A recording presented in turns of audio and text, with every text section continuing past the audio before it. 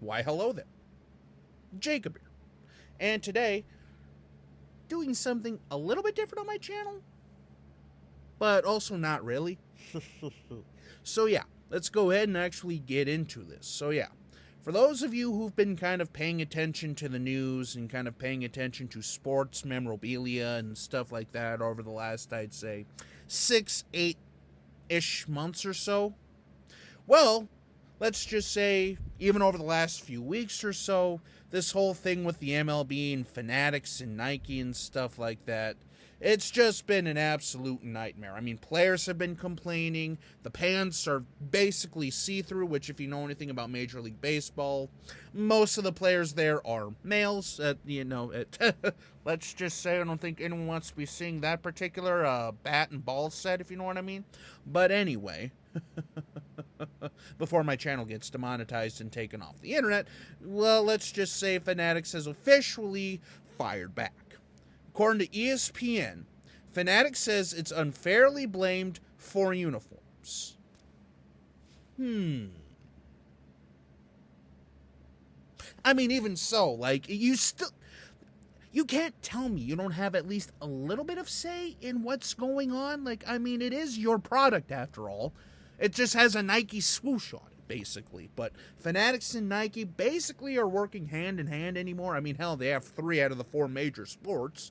And then the NHL starting next year will be Fanatics branded, on ice jerseys and stuff like that. But anyway, Fanatics founder Michael Rubin says his company is being unfairly blamed for new Major League Baseball uniforms that have see-through pants and other fit and design problems.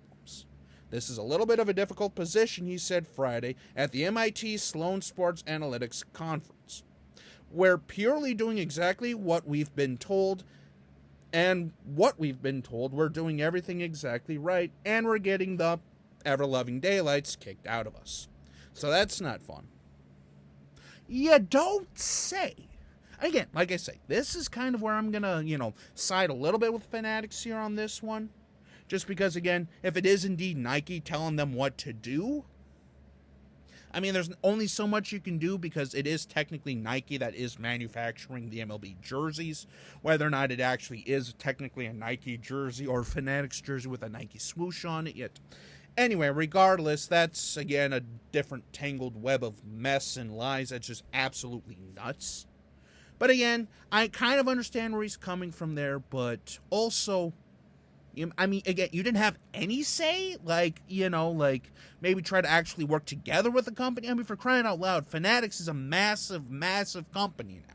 I mean, hell, they're basically the only manufacturer of sports memorabilia anymore. And they're even starting to get into the pop culture aspect of things, which, again, scares the ever-loving bejesus out of me. But anyway, moving on from there. Since reporting to spring training, some players have complained about the fit of the uniforms and the white pants being see-through. I know everyone hates them, says Philly shortstop Trey Turner, and this is a huge one. I know everybody hates them, he said. We all liked what we had. We understand business, but I think everyone wanted to keep it the same way for the most part with some tweaks here or there. That's the key right there, too. Like, this is actually coming from shortstop Trey Turner. A Nike athlete, I'm pretty sure. I mean, I know there's a few Nike athletes and stuff like that, but the thing is, it's not even necessarily the fact that, again, that could be a Nike thing and various other things, but it's just, it's so frustrating because it's a lot of he said, she said here. But anyway, regardless, Rubin said uniforms were made to the specifications set by MLB and Nike. Fanatics has been making baseball uniforms since 2017. It bought the he said, it bought the company that has been making them since 2005. So there has really been no major change in the manufacture in almost 2 decades. So then, why are the major issues coming out now? Over the last, I'd say, 5 or 6 years, the quality of stuff has just gone, and the price has gone, yep. And you're basically at this point getting something along the lines of a glorified AliExpress item. And you wonder why people are pissed off about this. Anyway, continuing on here. Rubin said Nike made changes for all the right reasons, getting feedback from players who wanted more breathable and stretchable material, which, again, I understand. June, July, August, during baseball season, it can get rather toasty. So I understand, wanting to be able to move around and stuff like that. But the problem is, with all the heat pressing and all the heat-applied materials, case in point, there's a reason why football jerseys in the Reebok era stopped doing, heavy screen print and heavy vinyl press, because the jerseys would literally rip almost every other play. There's a lot of, case in point, the tearaway jerseys of the, Earl Campbell Oilers days. There's a reason those have been banned, and there's a reason why, there's been more stitching and, higher quality product, because, they last a little bit longer. They're a little bit more personal. And, the quality of them is actually good. Anyway, Nike designs everything, hands us a spec sheet, and says, make this. We have made everything exactly to the spec, and Nike Baseball would say, yes, you've done everything we've asked you to do. So again, that sounds like it's a Nike thing and not necessarily a Fanatics thing there. But again, going back to this here, uniforms are made to the specifications set by MLB and Nike. Fanatics has been making baseball uniforms since 2017, and the company that has been making them since 2005, they bought out. So then why the hell is the quality continuing going down while the price of everything is going up? Like I say, this is not going to be a political thing there. I understand, capitalism, blah, blah, blah, blah, blah. Everyone's trying to make more money for this and that and the other thing. But anyway, regardless, it's frustrating. So yeah, like I say, I'm not saying, Rubin, that you're all to blame here. But again, there's been so many instances over the last several years of just bad quality stuff. Fanatics sucks. Customer service, that's absolute garbage. Hell, just go on social media. Go on X, Twitter, Instagram, Facebook. Look up Fanatics sucks. There's so many quality issues on your product that it's not even funny. And I'm not even saying, stuff that's out of your control. Like Nike telling you to do this, or Adidas telling you to do that. I'm saying basic stuff, like the Detroit Flames, the Calgary Red Wings, mixing the two sports together, Spurgino, things falling off the damn jerseys. That's not a Nike thing. That's just quality control. Anyway, can you tell I'm kind of passionate about this? But anyway, Rubin said that part of the problem is players needing to get used to the changes, and he added that a similar issue dissipated after NFL and MLB uniforms changed. But in the future, he said he would try to involve more people in the decisions. So why don't you try to get, during the entire design process, work on that? You have plenty of Nike, players and stuff like that are in the MLB.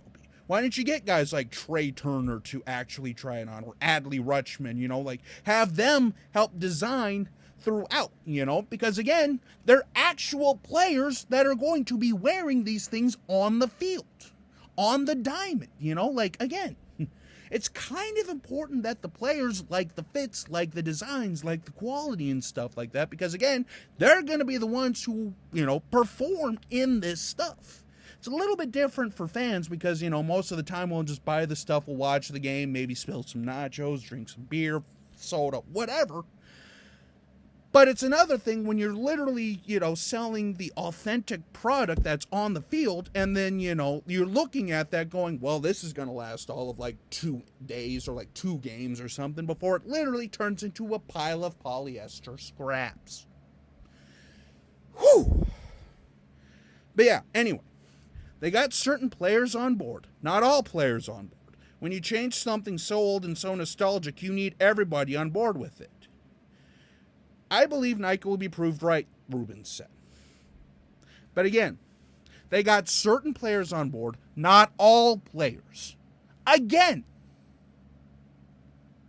this is where you go around the league, talk to different players, you know, some bigger guys, some smaller guys, shorter guys, taller guys, you know.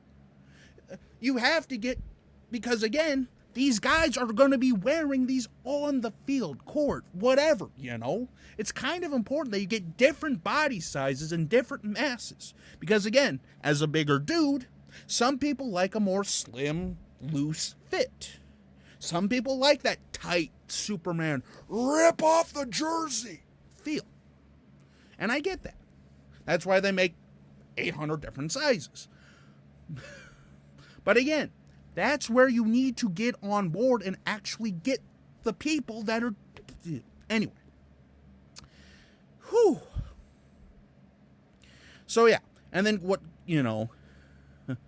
Players Association head Tony Clark said on Thursday that his members had voiced their objections. The MLB did not immediately respond to a request for comment. And what Tony Clark said is, the commentary that's being offered suggests that the powers that be are paying attention to the concerns that are there and are engaging how best to address them moving forward. Well, I really freaking hope so, because again, what's going to end up happening here is if Fanatics is literally only going to be the manufacturer of shirts, hats, jerseys, pants, whatever, you know, sports and, you know, pop culture and stuff like that, people are just going to stop buying them, or they're going to go through AliExpress, or they're going to go through Temu, Wish, places like that, because nobody's going to want to spend $100, $200, $300 on a jersey that's literally going to fall apart in 3 wears. Not to mention, again, there's a lot of like just basic quality control issues that have nothing to do with Nike, nothing to do with Adidas, nothing to do with Fanatics. Just basic common sense. That's the issue. And not to mention, again, kind of circling back to what I said earlier about, you know, the customer service being crap. Literally everybody's, you know, and these robotic people are like, well, let me help you out. And then do literally nothing. That is my concern here, ladies and gentlemen. That is why I'm making videos like this, because as a sports collector, as a jersey collector, as someone that passionately cares about this stuff, you know, I understand wanting to save money. I understand a lot of materials cost a lot of money, and there's a lot of designs that go into these different types of fabrics and, you know, speed controls and stuff like that. But again, when you're literally ruining the quality of the, you know, on field, on court, on ice, you know, and then you have players complaining, media's complaining, fans complaining. Like, it's going to get to a point where people are just going to stop buying stuff, and then they'll be forced to do something. Because Fanatics is a massive company these days.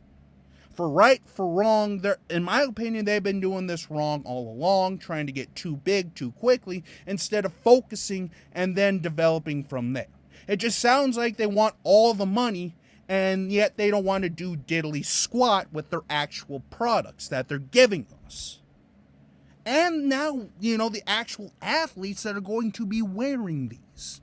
So, whoo! Because, again, like I say, I've been rocking my Kevin Byard Oilers alternate jersey here. This thing retails for $140. Again, like I say, I'm not saying this is Fanatic pricing. I'm not saying this is even, you know, Nike pricing. But again, this is not a $140 jersey, which, by the way, I got this thing for literally $30, so, you know. But still, it's just one of those things where we don't necessarily want you to reinvent the wheel here. We just want good customer service, and we want to know that the products we're going to get will last for more than a month, 2 months, 3 washes, 3 minutes even. Like, some of the stuff, you look at it and it rips. And when you're spending 30, 40, 50, 100, 200, 300 plus even, We just want a good product. Is that so difficult to ask for? And again, when you're literally basically a glorified AliExpress, Wish.com, or Temu jersey, where do you think people are going to go? And like I say, that's a whole different can of worms that I'm not even going to touch. But, whew. Alrighty, well, we're going on about 15 and a half minutes here, but I felt like I needed to say what I needed to say. And this isn't even just for the MLB. NHL is going to be going to these guys full-time starting in 24-25, with 25-26 or 26-27 being their new unveil of the new uniform.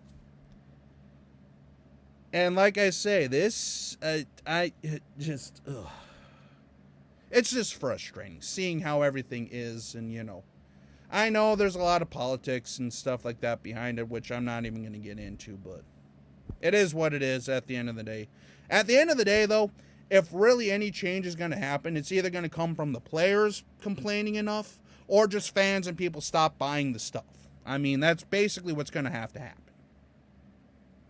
But, again, like I say, we'll just wait and see, because I want Fanatics to succeed, as weird as it is, especially if they're literally going to be one of the few people that are going to be making all of our stuff. You know, I want a good quality stuff. I want to know that I can actually go online and buy something and know that's going to show up and not be an absolute disaster. But the problem is, over the last several years, more often than not, that's not the case. And again, with the price of everything going up, but the amount of pay you make, which again is another issue all entirely, you want to make sure that the stuff you're going to get's going to last, because it might have to last you for a while until you can afford something else, or you just flat out say, I'm done. But yeah, that'll basically wrap this up. So until we meet again, this is Jacob, signing out.